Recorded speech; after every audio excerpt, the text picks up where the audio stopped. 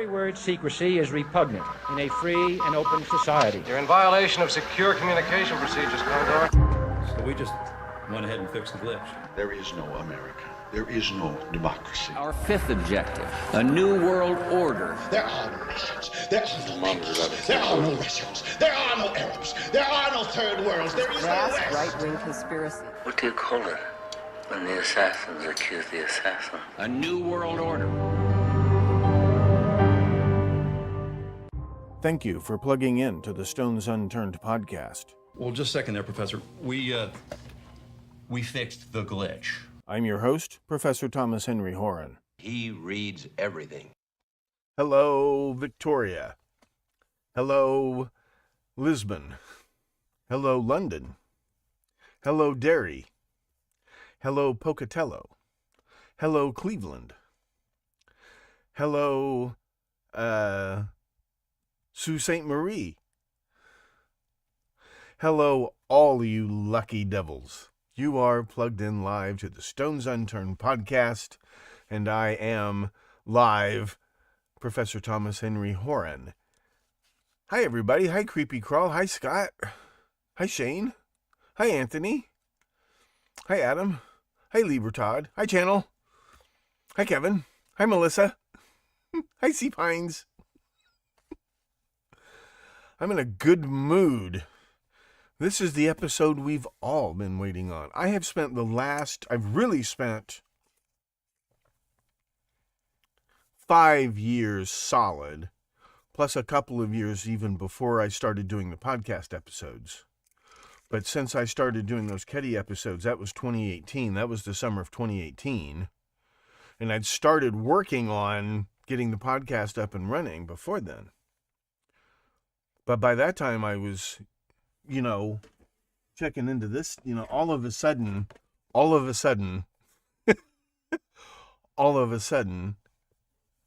Son of Sam, Manson, I had to go into all of that stuff for darn good reasons. And we're going to have to go back to all of those cases for reasons you will now see. So it's been between 10,000, 12,000 hours easy, just to get the fundamentals down. So this is really the last episode of the first season of the Stones Unturned podcast. The background information you need to know before we dive deeper into Zodiac, let alone all these other cases. You don't know anything about the so-called Zodiac killer. If you haven't read this book, you know less than nothing. Okay? Ah, damn it. I knew there was a reason why I didn't want to turn the camera around. The Myth of the Zodiac Killer. It's still on Peacock. I know it's still on Peacock. That's the first chapter. Everything you think you know about the Zodiac Killer is wrong.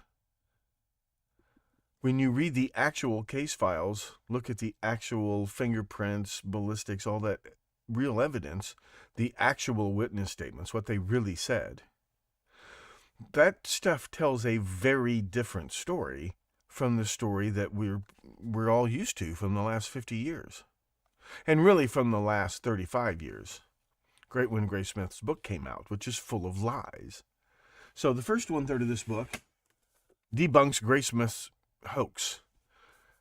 The middle 1/3 you can skip the first time through. It's all about the history of vigilante journalism, blah, blah, blah. Bunch of academic blah, blah, blah. Then the last 1/3 of the book goes through the police report, original police reports and things, tells you what really happened, coming straight out of the reports, and then shows you who actually wrote those letters. The letters themselves were a hoax. Now, you have to bear in mind, if you've ever heard of me, that's probably what you've heard of. That's chapter 1. That's chapter 1. The documentary based on that is kind of chapter 2. It's not just rehashing my book. But after that, the Stones Unturned podcast is chapters 500 through 10,000. We're just barely getting started. Plus, there's Drew Hurst Beeson and everything that he's done, and everything that Tom O'Neill has done. Okay? So here's the new kid on the block. So all this background information and showing you a method for how to not only do the research, not only how to analyze the evidence, but how to present it to people and get people involved and get feedback. And we've got this going on now, particularly myself and the 47 Stone Inn. So, who have waited, some of them waited longer than 5 years for this. So, now that you find, this is the last episode of homework. It's the last 2 hours, 2 solid hours of homework. Once you see it, then you'll know what we're talking about from now on.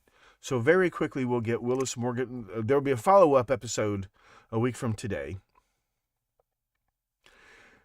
I briefly get into something, and that'll be next week's episode. It's not a very good teaser, but it's a pretty teasy subject. Let's put it that way.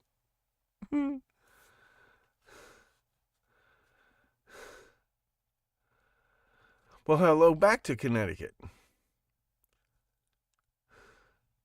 London is calling. That's outstanding.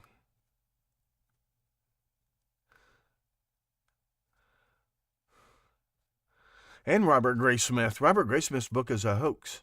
It's a fraud. But it's based on a fraud that happened before then. So I've done a couple of episodes like on the Code Within the Code, little bits and pieces. Wait till you see the follow-up. The book, and now you'll... questions that I'll tell you it's in the book. Most of you have read it by now. So what you've seen now is, for the last 5 years on this podcast, is background information to get you ready to see the episodes that come from now on. About Zodiac, about Son of Sam, about Manson, about JFK, more about Lindbergh. I couldn't believe. So when you see today's episode, this reminds me, what's going to happen is something completely different from last week, and I still need to fix this. No, I don't need to fix that. No, I need to fix it. So I'll fix it while I talk to you guys. What I'm going to do from now on is I'm going to try to get on a couple of afternoons a week, mornings a week, depending on what I'm doing, and I'll be working on an episode, and you guys can chat, and you can now your suggestions or requests will mean something. Up until now, right, it's been a one-way street. You give me information, I present whatever the hell I feel like. But now, from now on, you guys will have a lot more say into the next upcoming episode, because the homework will be done. You will have seen enough, and it will start to sink into your pretty little heads. Because I can refer back. Learning is a recursive process. I've had 40 some odd years to look at this material. You're just getting a look at it for the first time, mostly. So information, material you guys have been sending in for 5 years, we'll finally start to see it coming back out. Because I'm like, you need to see this background information, and I needed to see it. So this is it, today's episode. No, there was no Zodiac killer. There was no serial killer. It was something far more bizarre than that. But what this book does is it sticks to, for one thing, this book only is it's based 100% on the actual case files, fingerprint, the original witness statements, everything from the original investigations and original newspaper stories. That's all there is in this book. This was the material that Graysmith based his book on. Not only is it obvious from the real case, from the actual case materials, that Graysmith lied about them relentlessly, but he knew that the Zodiac killer was a hoax. But it wasn't just some childish prank. The guy who actually wrote the letters turns out to be, you'll see on the Stones Unturned podcast. But I identify the person who actually wrote the letters. And then there's a documentary based.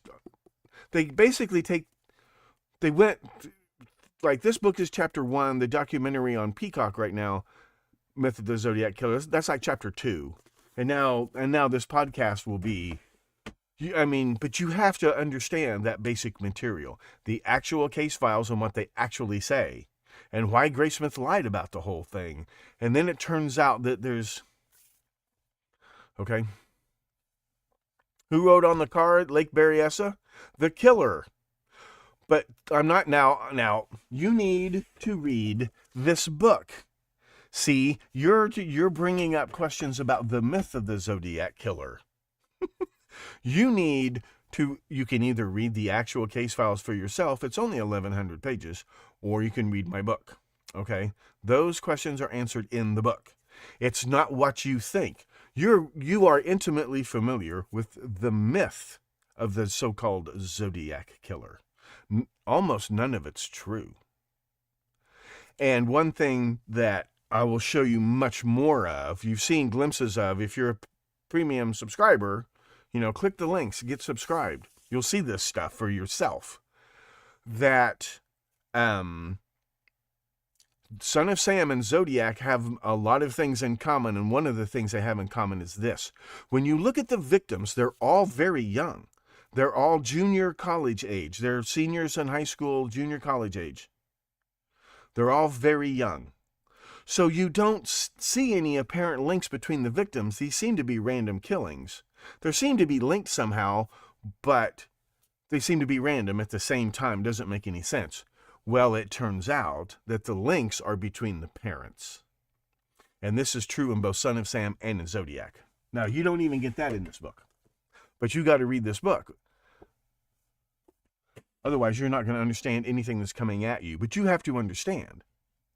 Every movie you've ever seen, every documentary you've ever seen was based on Graysmith's book, which is mostly lies. He had access to all that material, and he just lied about it all the way through his book. What the witnesses actually said they saw, what the ballistics reports actually say, what the fingerprint reports actually say, tell a very different story. And that story turns out to be far more bizarre and far more interesting than a serial killer. He's not even a serial killer. He's a terrorist. But the truth about the cult that he talks about in his letters, like that's an actual cult, and the guy who actually wrote the letters actually fought in the Pacific in World War II and knew all about that cult. Blah, blah, blah, blah, blah. But you need to read the book. Okay, enough about the book. Well, it's if you look at the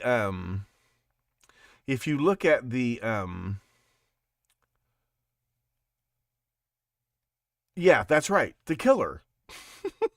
The footprints.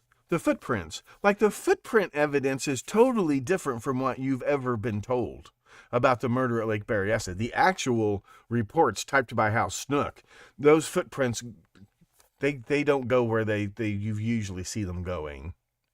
They tell a very, very different story.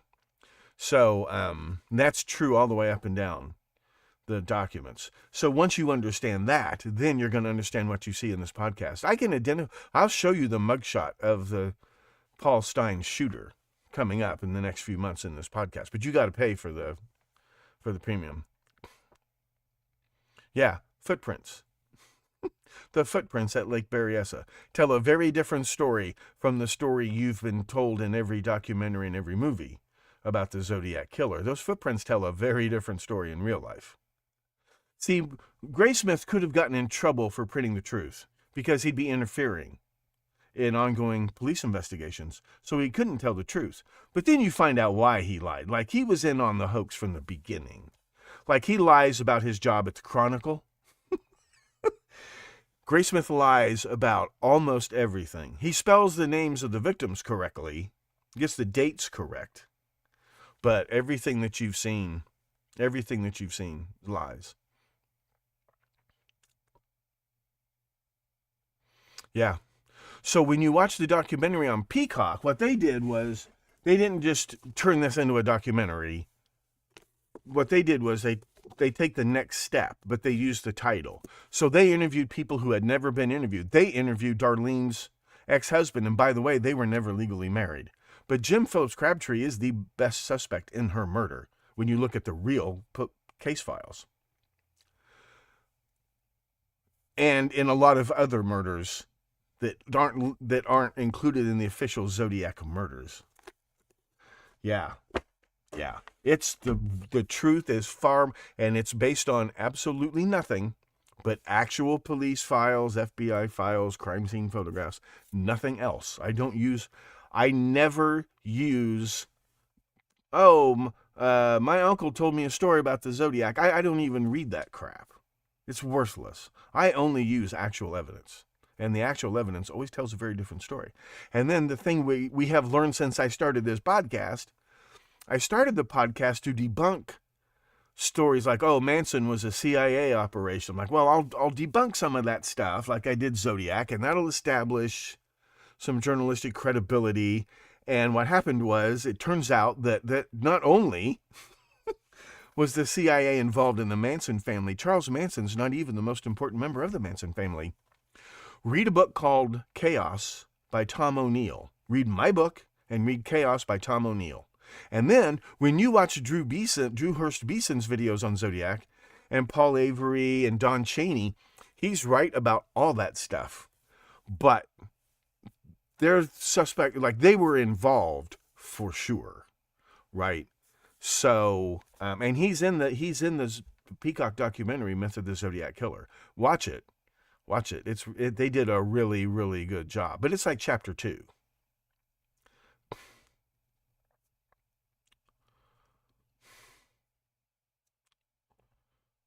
Yeah, and the more horrible the secret, the bigger the lie, right? Look at the atomic bomb.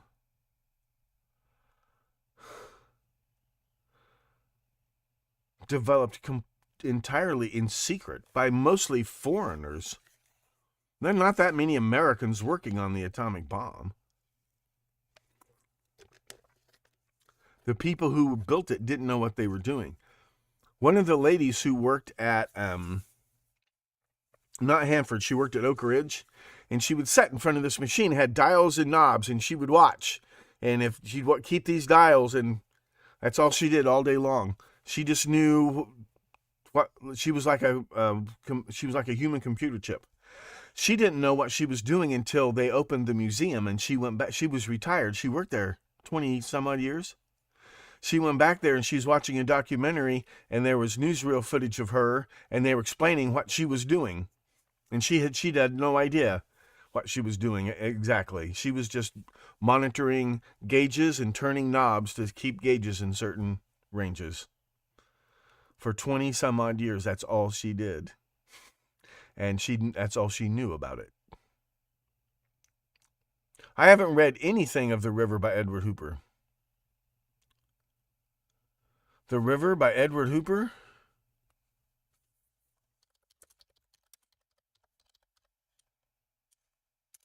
So I will queue up today's episode in just a minute. Oh, I've been talking about it. Where have you been, Adam? Is that the one? Yeah. See, he was only off by one little teeny tiny thing. It wasn't defective polio vaccine that unleashed AIDS in the human population. When that guy wrote that book, there was one thing he didn't know. That secret laboratory in the jungle was real, all right, but they weren't doing polio research. That had already been done. They were doing illegal germ warfare experiments on hepatitis viruses. And that's how they transferred simian immunovirus into humans, not through defective polio vaccine. It wouldn't work anyway. You couldn't transmit HIV through polio vaccine anyway. But they were deliberately infecting humans and chimps with hepatitis vaccines, and then I think they were monkeying around with vaccines. With hepatitis virus. They were deliberately infecting people with hepatitis viruses.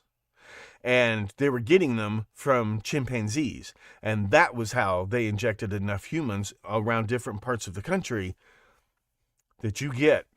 That every word of that guy's book is correct.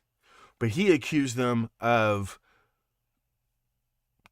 making cheap bootleg polio vaccine and infecting people with HIV that way. No, they were doing illegal germ warfare experiments on hepatitis viruses and vaccines. That's how that happened. Otherwise, he's right.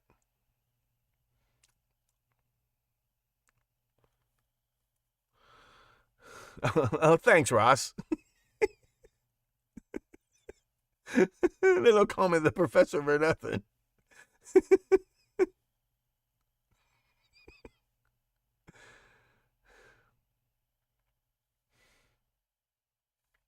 Well, there's another good documentary. I think it's on if you subscribe to the premium, you can find it. If not, it might be on YouTube. It's called The Myth of Patient Zero. They concocted this myth about Patient Zero so that people wouldn't trace the origins of AIDS back to where it really came from. And there's a good documentary about that isn't necessarily tied in with Hooper, but it just shows that the whole Patient Zero thing was a hoax.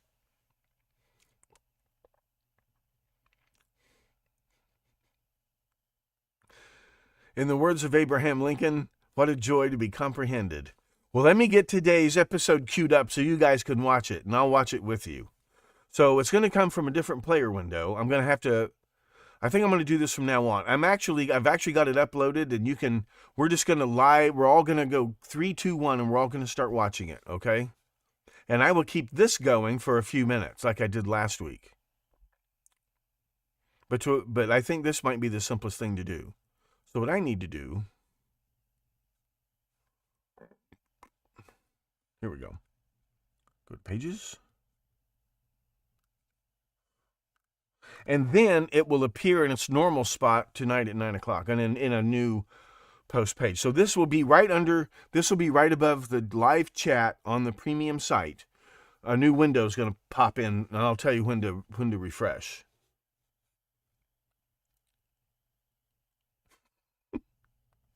Because this will be so much simpler. No, I don't have this done yet. And then, as a backup, I've got it queued up where it could be played live and looped from the Restream server. I'll use that as a backup. This is the main way of doing it. And as you can see, it's far superior already.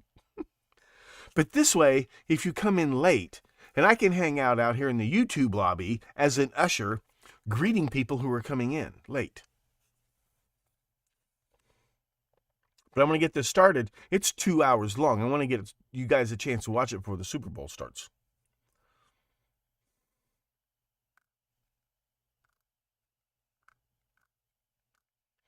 Okay, so there's the chat. What I need is another player window, a spacer, and another player window.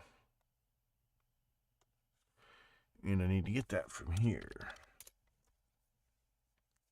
And I found a way to make it smaller, even to save people's bandwidth. Because you don't need to see my face in 1080p every episode. Okay. Embed code. Copy code. Come back here.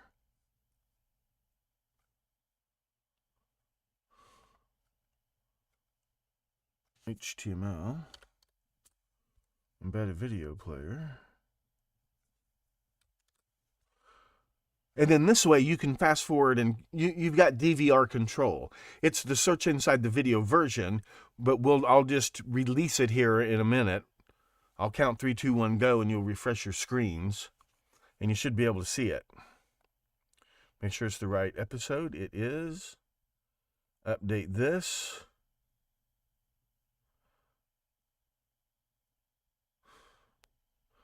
Okay, 3, 2, 1. Now refresh your screen on the premium site, and you should see today's episode above the chat window, but beneath my live stream, blah, blah, blah, which I will keep going for a few minutes just to usher people in.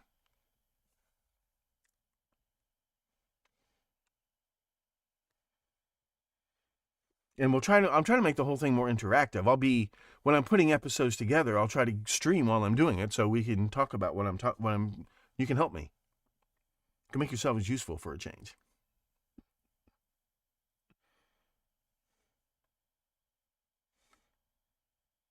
And then this way you can fast forward, you can go back if you miss something, you can search, we're still getting together and live chatting. And you guys can get together, you guys can just get together on your own and watch episodes at the same time or whatever. Yep, there it is. There it is. Okay. Enjoy. You earned it. You earned it. Here's to you. Here's to you, lucky devils. Here's to you, beautiful, bountiful boosters. So the boosters will see. And then let me, if you're subscribed to the YouTube Premium membership, let me release that right now. Let me release that episode right now. Hi, Pat Thomas. What is the date of the episode? You mean today's? Go to where you see the live stream, the front page. When you're subscribed, you'll see me talking live. And then beneath that, you'll see a player window where you can... I previously uploaded today's episode. It's just a live premiere. So everybody just 3, 2, 1, go. Start watching. And then tonight, it'll automatically post in its own post. It'll post, and then you'll find it like you normally find it. But I'm going to live premiere them when I pre-record them. I'm going to do Melinda Kula live. Try to. Yeah, so you guys can see her reaction. That's going to be complicated. That may not work. I'm going to get, but I'm going to get my first live one. I'll get, well, you'll see.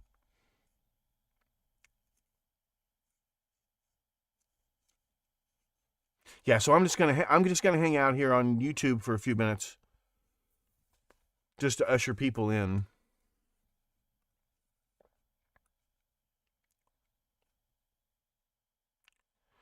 No, Ross. According to the evidence, there was no connection between the murders, except the letters. Number 2, the letters could not have been written by the real killer because the person writing the letters knew things the real killer couldn't possibly have known. He had no access to that information. 3, the victims are connected to each other, not by killer. You probably have multiple killers. The witness descriptions, everything else, fingerprints, rules out a single killer. There's just no way. There's just no way. Number 2, right, it looks like somebody on the inside is just taking advantage of inside knowledge to create a fictional character to terrorize the public with. But once you learn all of that, then further investigation into the guy who wrote the letters reveals, make a long story short, you're looking at a first-round draft pick of the CIA. You've probably heard of Tony Poe. He's friends with Tony Poe, going back to high school, through the war. Well, after the war, they both go to journalism school together. This guy teaches Tony Poe all kinds of guerrilla warfare stuff, improvised explosives. Okay, like no kidding. You think, why is that guy pulling a stunt like this? And then one of the things we find out is the connection is not between the kids who got murdered. The connection is between their parents. Their parents are connected in very interesting ways. Very interesting ways. Then there are all of these connections between Zodiac and Manson, for sure. And then later on, you see this thing erupt again in the Son of Sam case. Yeah, so the conclusion of the book is, based on the evidence Graysmith used to write his book, there was no Zodiac killer. The letters were a hoax. And Graysmith knew that when he wrote his book. But then the follow-up to this book, because the documentary took 10 years to come out, so I had to wait. But now what this podcast is, the premium podcast is about, is going beyond the book and the documentary and going deeper into who these people were, who the victims were, who the parents were, why somebody would target their children. And it's exactly the same stuff that's going on in Son of Sam. The case files and things from the Son of Sam case are coming out, and they're telling a very different story from what we've been told, even from what Maury Terry had dug up. But here's the thing. We found by accident We found a piece of concrete evidence that proves that Maury Terry was basically right. Son of Sam murders were about heroin smuggling and money and laundering the profits. That was the primary thing. And yes, there's this cult, but that turns out to be a smokescreen, just like in Zodiac. Just like in Zodiac. It's a real cult. Manson family, they talk about it. It's the same cult. But you got to understand, according to the actual evidence, according to the actual fingerprints, the actual crime scene photos, autopsies, police reports that have come out, the Manson family never killed anybody. Helter Skelter was a massive hoax. And what we found out on this podcast is this goes back at least as far as the phony kidnapping of the Lindbergh baby. That turns out to be the phoniest case of them all. And it's up to here with spooks. It's up to here with mafia. It's up to here with spies, Nazi spies, communist spies. I started this podcast to debunk all that stuff, and it turns out to be 10,000% true. and now how it all ties together. So in today's premium episode that people started watching, click those links. You'll see the finale of a background investigation that shows how this is still going on today. You're going to see cells of money laundering of drug profits.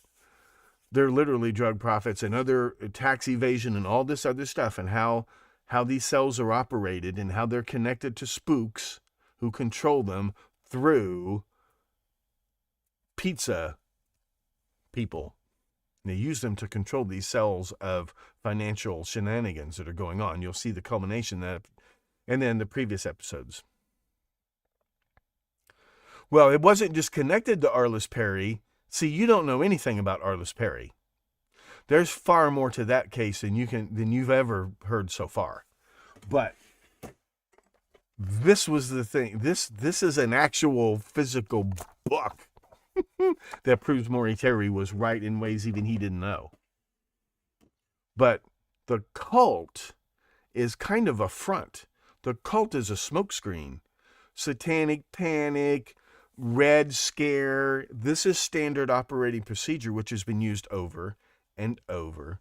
And you don't know anything about the real Lee Harvey Oswald. You only know you have to understand the second gunman theory is a CIA disinfo prop. The CIA put out the second gunman theory to confuse people about what really happened, because the truth about Lee Harvey Oswald is far more interesting than any conspiracy theory you have ever heard. And it ties directly into Zodiac, into Manson, into Lindbergh, into Son of Sam, into Jonestown. There's Charles Manson. Not only was Charles Manson not the most important member of the Manson family, he's not even the first Charles Manson. He's one in a long line of Mansons. There are more Charles Mansons than Carter's got liver pills. This is standard. The Proud Boys. The Proud Boys is a modern day Manson family. It's a phony terrorist insurgency group started by the FBI. For false flag purposes, for propaganda purposes, for false flag purposes. The five founding leaders of the Proud Boys have turned out to all be paid FBI informants. This goes back to Manson. This goes back to the 30s. This goes back to the Mexican Revolution. Subscribe. It's $9.99 a month. You can binge watch all you want, and there's at least one live episode a week.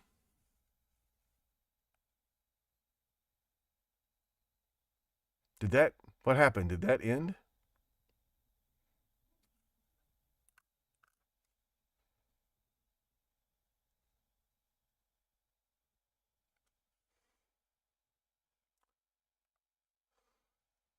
Use stats. 0 dropped frames. So whatever's happening, wherever. No.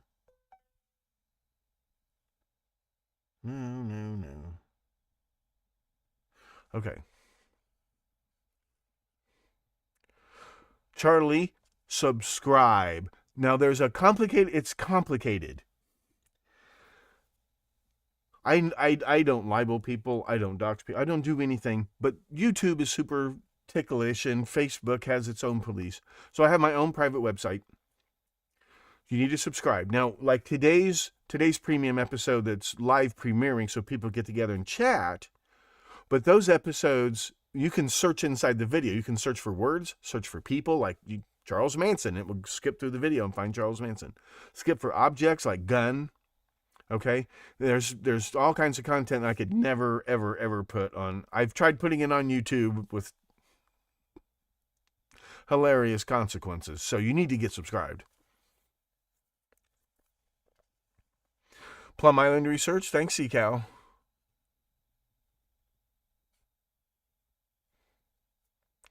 And for $9.99 a month, you binge watch. And I've uploaded classic documentaries that are hard to find, like the Clinton Chronicles. It's on there. Lots of those. Old CIA training films are uploaded on there. I promise you it's worth it. It's a little counterintuitive to get around because I've tried. So many of my paying members are of a certain age and they like to watch this show on their phone, and I have to make it very simple for them. Not that I'm being condescending, as I am wont to do, but and I'm always tinkering with the site, but yeah. Okay, maybe I should just stop distracting you people and let you watch the thing. Is my downstream is what's getting messed up here?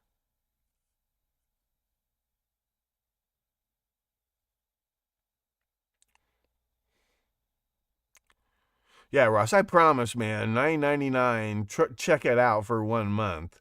Once you get the hang, I keep it real simple. And then I'm going to do a lot more live streaming where I'm putting episodes together while I'm talking to you guys, and even on YouTube. So,